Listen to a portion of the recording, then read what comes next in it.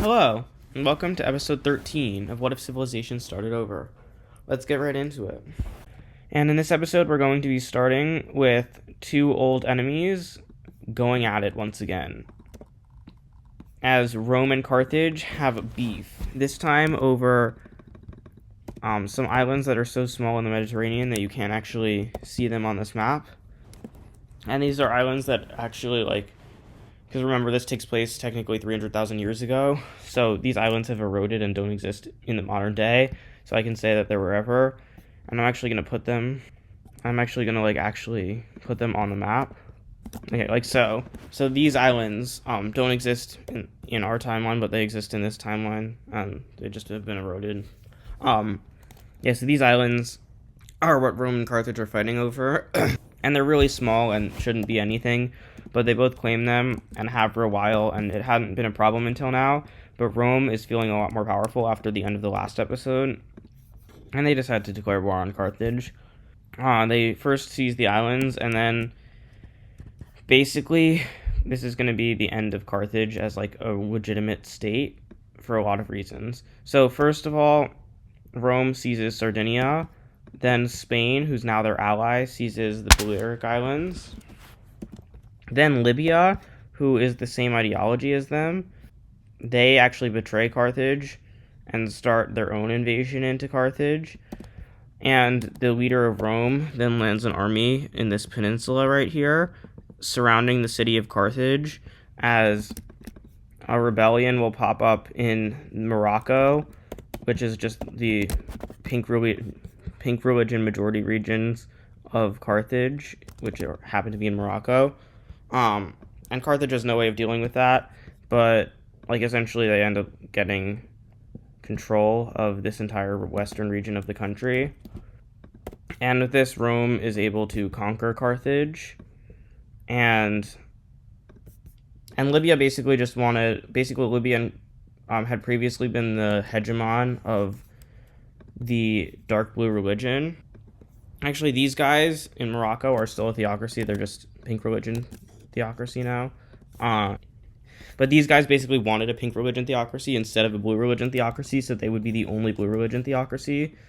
And basically they can get Crete to merge with them now because they're so hegemonic over the blue religion that it actually works.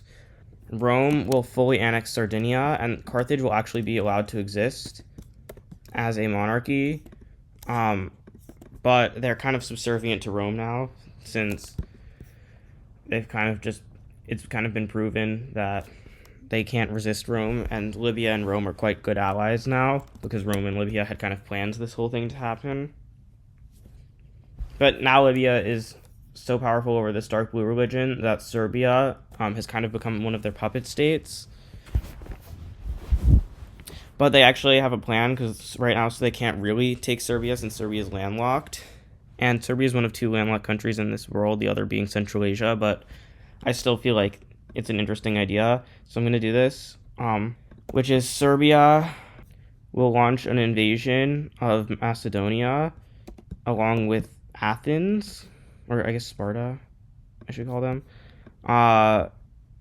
And together they will divide Macedonia between them. And this was so Serbia could get a coastline. Athens will take a majority of the land because Serbia just wanted a coastline, and they already got that.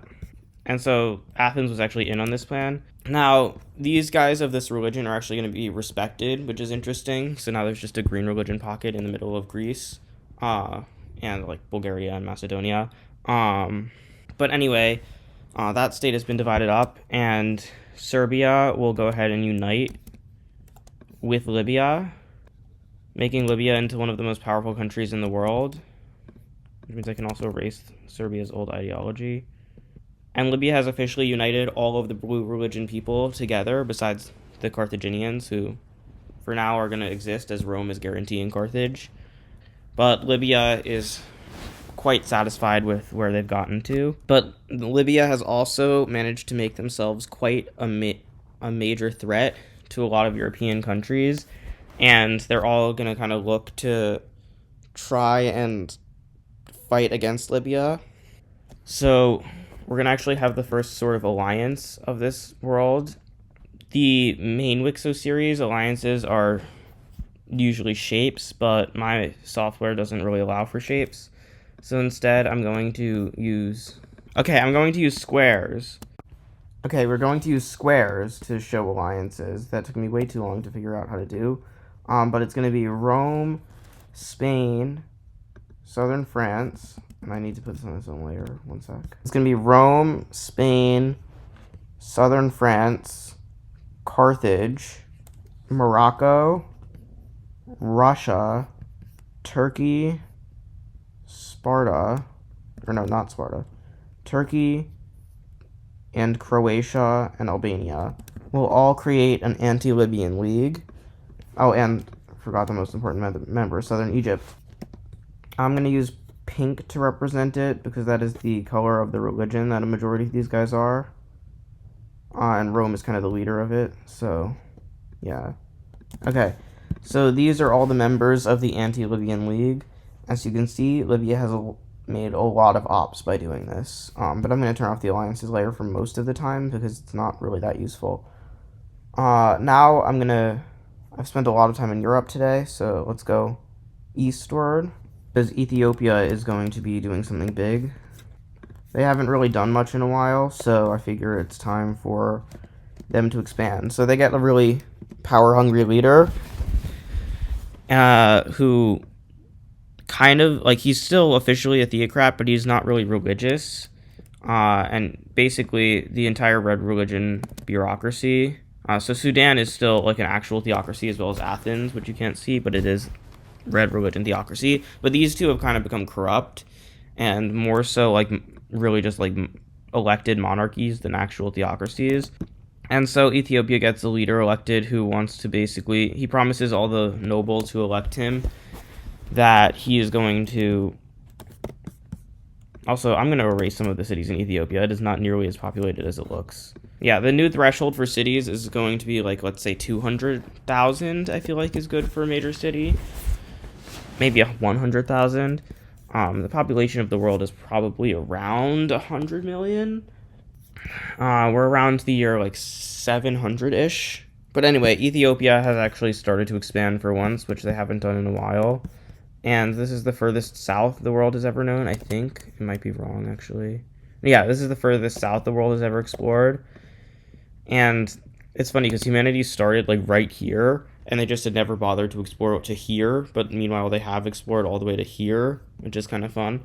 Ethiopia and Eritrea will both be doing some exploration and kind of just corruptly getting some more land. Sudan will also do that despite not being as corrupt as them. And yeah, so Africa is in general getting more explored. And speaking of which, we're actually going to do a lot in this West African area. So first of all, they've been rapidly increasing in population, as their population just wasn't actually at carrying capacity yet. And it's around this time that another ship, this was supposed to go to Morocco. Another ship, this time from Morocco, is sailing down and discovers these guys again, and so they link up, and they decide they want to actually be able to talk to each other, so they explore all of this land so they can have a path to talk to each other. And Sudan then asks them, hey, can we have another path to talk to each other? And they're like, sure. So yeah, first of all, the entire thing gets rediscovered, but they're still mostly, like, independent and, like, separate from everyone else. So yeah. However, they will be having a slight civil war. Basically, the government of Cape Verde, basically just can't actually govern very well over the rest of the country, so they kind of just give up and give the rest of the country independence. Do so in a very counterproductive way, because they really just don't care anymore, and they don't make it clear who's supposed to be the next leader. And so 3 potential candidates for leader emerge. The brown one, the cyan one, and the green one. And now they're going to fight each other. And let's just say they are actually all relatively equal in power. So the cyan one actually has a majority of, like, the military. And they are actually doing the best at first. The brown one kind of gets pushed back. And this is their main power center. as kind of both of these guys are focusing on the brown leadership. But the brown leadership has a trick up their sleeve, which is that they are getting funded by Sudan, as although, and I might have been slacking a little bit with the religion layer in this section. So although a lot of this area is going to be the blue religion, these guys are actually the red religion because they've been trading with Sudan, and Sudan is just straight up funding them, and they're almost like a Sudanese puppet state, which is fun because Sudan isn't even that strong, but the West African countries are even weaker. Cape Verde is literally the weakest country in the whole world. Anyway, the brown country is now starting to be the cyan country, as well as the green country. And the green country and the cyan country now officially are like, we gotta deal with the brown country. So they completely stop fighting each other. And the cyan country agrees to focus on the east, while the green country focuses on the west. And the western one is able to be defeated, but the eastern one is actually pretty strong because they're the one that's actually being funded by Sudan. And at this point, the cyan thing is going to collapse because the green country decides to screw the cyan country, and they backstab them, basically. But they also consolidate these two regions that were previously under the brown leader's control.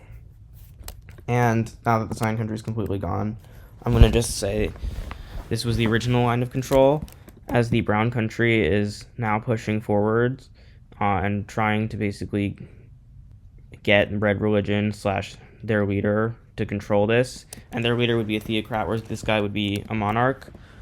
But actually, there's a third option, which is a theocracy, but of the blue religion. That sounds oddly like, yep, Libya, of all countries. These people are rebelling, and they want to join up with Libya, because Libya is like the blue religion stronghold. Everyone who's of the blue religion sees Libya as like, you want to be part of Libya. You don't want to be your own independent theocracy. And at this point, the green government is going to start losing very badly because they now have two things to deal with, and Libya is going to do very well against these guys and basically clean them up, as the green government is completely subdued, but the brown government keeps going forward. And at this point, Libya has a devious strategy, as they had previously had some settlements here, but they officially colonized them now. And they do that now because they have an evil strategy, as they begin an invasion directly into Sudan. And Sudan was not expecting this at all. And they kind of stop funding the brown country as Libya is starting to invade further. But eventually, Sudan gets their act together with help from the Anti-Libyan League. Everyone's like, hey, if you keep invading into Sudan, this is going to be a real problem. And so Sudan leaves, Libya leaves, and Sudan joins the Anti-Libyan League. However, Libya will get some countries to join a new alliance, which is the Libyan League. I know, very creatively named. Obviously not nearly as many, because they control a lot of the land of people who are allied with them. So it's going to be North Egypt, Athens, and Libya are forming their own league that is obviously Libya aligned. And another country that will join them is actually Brittany, because they hate southern France and Spain, and so they want revenge. Okay, back to this whole shebang. These guys kind of come to an uneasy peace agreement, so let's see what that looks like. Okay, so I'm going to be done with the West for this episode. Let's quickly look at the East, because some stuff is going to happen over here as well. But actually not too much, because it's quite stable after the last episode. Everyone hated Korea, and they're still on a hating Korea high, despite Korea being still there and whatever. So what's going to happen is basically Yellow River Valley is going to have a massive rebellion in the western half of their country. And this is a theocratic rebellion that wants to be the same religion. They just don't like the current government. And so they rebel. But a lot of people in this area were actually the Orange, or specifically like this guy's religion. And so they rebel from Central Asia as well, and they kind of become like the trade route country. But they rebel from Central Asia as well, but in a different country. And they keep wanting to unite, but they refuse to, like, they can't agree who's going to be in charge if they unite. Their capitals are right across from each other, which is cute, but they just can't agree who would be in charge if they united. So for now, they're going to remain independent. But both of their leaders keep wanting to reunite with each other. And that's mostly all that's going to happen in Asia during this time. There is going to be a thing in Japan that happens where southern Japan is going to have a rebellion that they just kind of give independence to, specifically on the island of Shikoku. So Shikoku gains its independence, and they are a theocracy. They basically just didn't like not living in a theocracy, and they rebelled, and they were given independence because Kyushu didn't really care about them that much. That is the end of this episode for real, so thank you for watching, and I'll see you in the next one. Bye!